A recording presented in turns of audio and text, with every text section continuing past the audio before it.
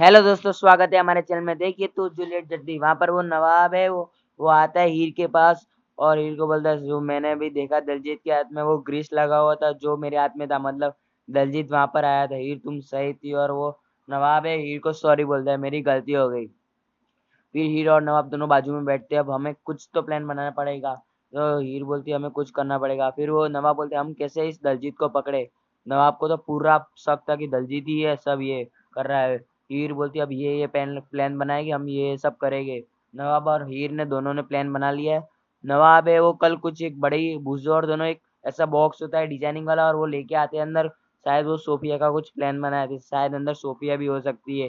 फिर वहां पे वो नवाब है, वो उसकी ताई होती है, बोलती है अरे नवाब जी तुम काम क्यों कर रहे हो, इसके अंदर क्या है। तो बोलते नवाब बोलते अरे इसमें तो बहुत सारी साड़ियाँ है, मेरी मम्मी ने भेजी है तुम सबके लिए, उसके लिए अंदर तो मैं ही ले जाऊंगा, साड़ियाँ है। तो बुजो बोलते हाँ साड़ियाँ है साड़ियाँ।